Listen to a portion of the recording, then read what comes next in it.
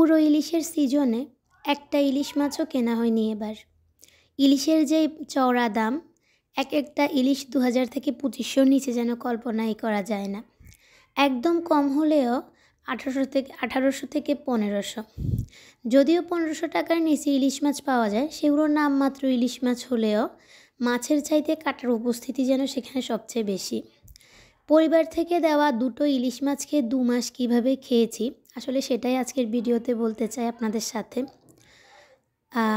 সত্য বলতে আসলে লজ্জা কিসের? মধ্যবিত্তরা আসলে চাইলেও সব কথা, সব কষ্ট সবার সাথে শেয়ার করতে পারে না। একদম নিম্নমানের নিচু যারা আছে তারা কিন্তু হাত পেতে মানুষের কাছে নিতে পারে। আর যারা উঁচু পর্যায়ের আছে তাদের তো চাইতেই হয় না, তাদের অভাব নেই। কিন্তু মধ্যবিত্ত বা মধ্যমপন্থা যারা অবলম্বন করে, আসলে তারা প্রত্যেকটা পদে পদে প্রত্যেকটা কাজেই সবসময় নিজেদের মধ্যে সব কিছু লুকিয়ে রাখতে হয়। তো যাই হোক, প্রথমে সকালের নাস্তা। তো রুটি আমি আসলে খুব একটা বেলতে পারি না, আর বেলাও হয় না, মাঝে মাঝে বেলি। তো পরোটা খেতে ইচ্ছে করছিল, রুটি বেলা হয় না, পরোটাই বেলার জন্য মূলত বেলছিলাম। তো একটা গুনে গুনে মনে হয় ৮টা পরোটা বেলা হয়েছে। এই ৮টা পরোটা বেলতে আমার অনেক সময় চলে গিয়েছে। আর সংসার জীবনেরও খুব বেশি দিন যে এমন নয়, তার মধ্যে আসলে রুটি খাওয়ার অভ্যাস আমার ঘরের মানুষের নেই, রুটি পরোটা। তার জন্য খুব একটা রুটি পরোটা করাও হয় না। আর যদিও করা হয় তাহলে কাজের মানুষ রেখেছি, তিনি করে দেন।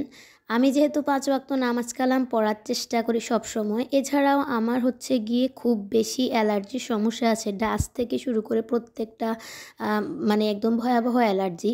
তো যার কারণে একজন কাজের মানুষ রেখেছি, এক কাজ করে দেয়। ৮০০ টাকা দেই ওনাকে। তো মাঝে মাঝে ওনাকে দিয়ে রুটি বেলাই, মাঝে মাঝে ঘরদোর মুছাই। আসলে অসুস্থ হলে ডাক্তারের পিছনে দেখা যায় এর থেকে অনেক বেশি টাকা খরচ হয়ে যায় ওষুধ খেতে, ডাক্তারকে দিতে দিতে। তো সেই জন্য ভাবলাম যে কিছু কাজের জন্য আসলে হেল্পিং হ্যান্ড রেখেই দেই, অন্তত নামাজ কালামগুলো শান্তিতে সুস্থতার সাথে যেন পড়তে পারি। তো খালার দিকে দিয়ে কখনো পরোটা বেলানো হয়নি, কারণ উনি আমার মনে হয় না এত ভালোভাবে পরোটা বেলে দিতে পারবে। আমি যেরকমটা আমার আম্মুর কাছ থেকে দেখেছি, মাশাল্লাহ আমার আম্মু খুব সুন্দর করে পরোটার আটা তৈরি করেন এবং পরোটা বেলেন। সেই পরোটা এমনি এমনি খেতেও ভালো লাগে। তো আম্মুর প্রসেস ফলো করে আমি পরোটা বানাচ্ছিলাম। খালারা আসলে এত যত্ন করে কাজ করবে এটা আশা করাটাও মানে আশাও করা উচিত না, কারণ প্রত্যেকে নিজের ঘরের কাজ বা নিজের কাজ যেমন যত্ন করে করে, সেরকম অন্যের কাজ শুধুমাত্র ঠেকা বা দায়িত্ব বা টাকার জন্য করে দেয়, এরকমই। তো যাই হোক, আমি বেশি না, বোধহয় 8টা পরোটা বেলেছিলাম। বেলে 4টাকে আমি হচ্ছে ফ্রিজ আপ করে রেখে দিয়েছিলাম ডিপ ফ্রিজে, আর 4টা আমি সেঁকে নিচ্ছিলাম। তো পরোটাগুলো যখন সেঁকছিলাম, আলহামদুলিল্লাহ কি বলবো, এগুলোর যে ফুলে উঠেছিল বালিশের মতো হয়ে গিয়েছিল, দেখে আমার মন প্রাণ জাস্ট ভরে উঠেছিল। আসলে খুব ভিডিওতে খুব মানে বেশি সময় রুটি পরোটা ফুলতেই চায় না, আর নর্মাল সময় দেখা যায় রুটি পরোটা ফুলে একদম কিছু না করলেও, কোনো এফোর্ট না দিলেও হয়ে যায়, বাট ভিডিও করার সময় যেন হতেই চায় না। তবে আমি খুব অবাক হয়েছি, না আমার কাছে খুব ভালো লেগেছে। আমি যখন ভিডিওটাতে ভয়েস ওভার দিচ্ছিলাম তখনও আমার কাছে এই পরোটাগুলোর ফুলে ওঠা দেখে একদম মন প্রাণ যেন ভরে উঠেছিল, এত বেশি ভালো লেগেছিল। মাশাল্লাহ মাশাল্লাহ। আর আজকে যেহেতু শুক্রবার দিন উনি ঘরে থাকে আর দুজনে মিলে একসাথে নাস্তা করি, তার জন্যই পরোটা করে নিয়েছিলাম। অন্যান্য দিন দেখা যায় খালা রুটি বেলে দিয়ে গেলে রুটি সেকে ওনাকে দিয়ে দেই অফিসের জন্য, আবার মাঝে মাঝে ভাত খেয়ে চলে যান বা পাউরুটি, যেটা আসলে সহজ হয়। আর কেনা নাস্তা চিন্তা করাটাও আসলে অনেক দূরের ব্যাপার। কেনা নাস্তা কিনে খেতে গেলে প্রচুর টাকা খরচ হয়ে যায়, আর এটা আসলে উচিতও না। বাইরের জিনিস খাওয়াটাও স্বাস্থ্যের জন্য ঠিক না। তো পরোটা তো খাওয়া হয়ে গেছিলো ভাজি আর ডিম দিয়ে। এখন ভাবলাম যে একটু কফি করে নেই। বেশিরভাগ সময় চা খাওয়া হয়, আর আসলে তাড়াহুড়োর সময় আমি যেদিন কাজকর্ম করবো, রান্নাবান্না বেশি সময় লেগে যায়, সেই দিন আমি হচ্ছে গিয়ে কফি বানিয়ে নিই। তো এখানে গুঁড়া দুধ দিয়ে আমি কফি গুলে নিচ্ছিলাম। আর হাসির ব্যাপার হচ্ছে, মজার ব্যাপার হচ্ছে, আমার কফিগুলো অনেক দিন ধরে খাই আমি এটা হচ্ছে গিয়ে আমার নানুর দিয়েছিল আমাকে এই কফিগুলো, ও বিদেশ থেকে কোনোভাবে ওনার কোনো আত্মীয় স্বজন এনেছিল, তো খাওয়া হয়েছিল অল্প অল্প করে। তো আমার কফির গুঁড়োগুলো একদম বসে গেছে, যেটা মানে আপনারা অলরেডি স্ক্রিনে দেখতে পারছিলেন। তো এখন আমি হচ্ছে গরম পানি দিয়েই কফির বসা কফিগুলোকে হচ্ছে লিকুইড করে এটা আমি ইউজ করব আর কি। আসলে এই কফিগুলো ফেলে দিব আমার মনও চাচ্ছিল না, সেই যত ইয়েই হোক বসেই যাক, যত কষ্টই হোক তুলতে বা খেতে, এটাকে কোনো একভাবে আমি ব্যবহার করবই চিন্তা ভাবনা করেছি। এছাড়াও কেক তৈরি করার ক্ষেত্রে কফির দিলে অনেক ভালো লাগে, এবং হচ্ছে গিয়ে ফেস প্যাকও তৈরি করা যায় কফি দিয়ে। তো আসলে কেক বানানোর অনেক কিছু সরঞ্জাম আমার কাছে নেই, যেমন ইলেকট্রিক বিটার, ইলেকট্রিক ওভেন, এগুলো, তার জন্য আমার খুব একটা কেক করা হয় না এখানে। তো খেয়ে শেষ করব কফিগুলো। আর এই তো আমার কফিগুলো শেষ। এখন ভিডিওতে একটু এনে দেখাচ্ছিলাম, আসলে দেখতে সুন্দর লাগছিল যখন ডেকোরেটিং করে একটু ভিডিওতে সুন্দর করে কোনো কিছু উপস্থাপন করি, তখন এই জিনিসটা বারবার দেখতে ভালো লাগে, দেখাতে ভালো লাগে।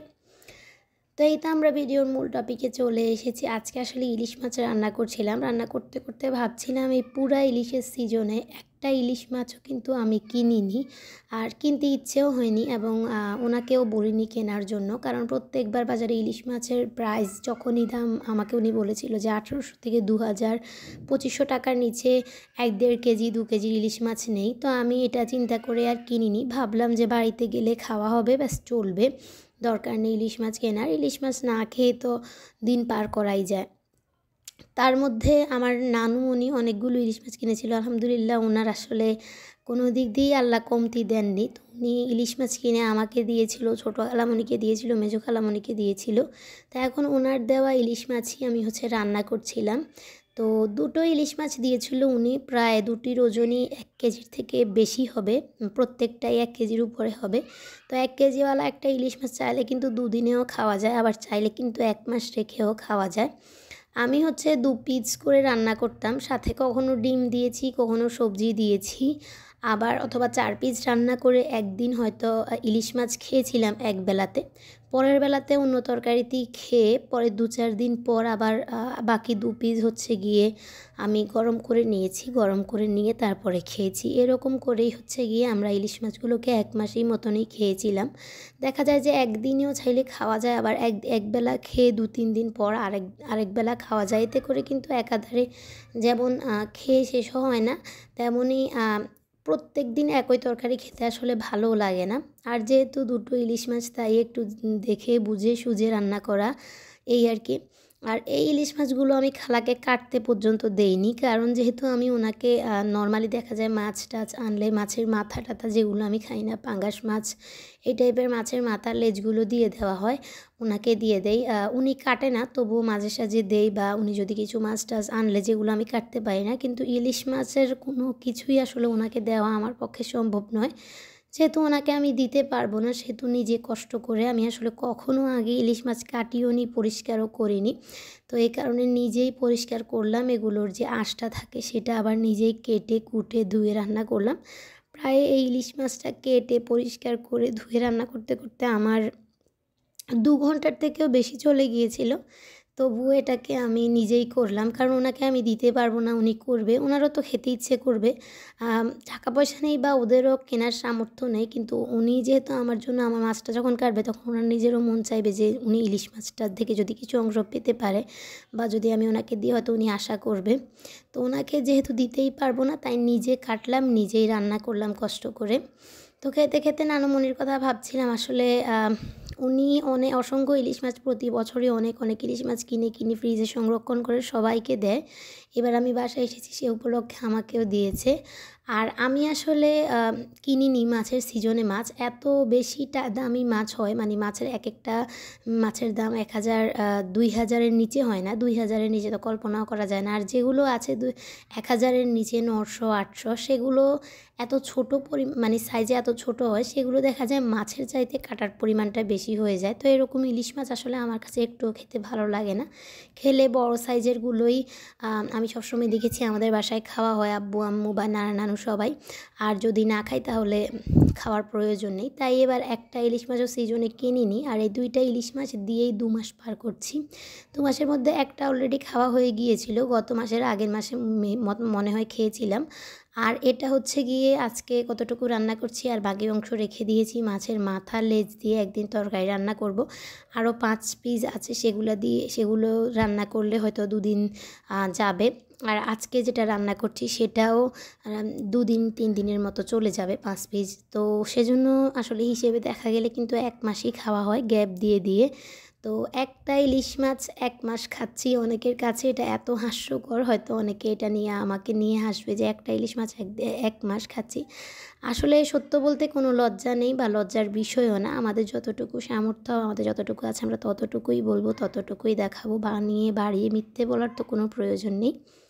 ভিডিওর কোনো অংশ ভালো লেগে গেলে, আমার কাজকর্ম, আমার কথাবার্তা যদি আপনাদের কাছে ভালো লেগে যায়, প্লিজ একটা লাইক দিয়ে আমার চ্যানেলটা সাবস্ক্রাইব করে রাখবেন এরকম আরও ভিডিও পেতে চাইলে।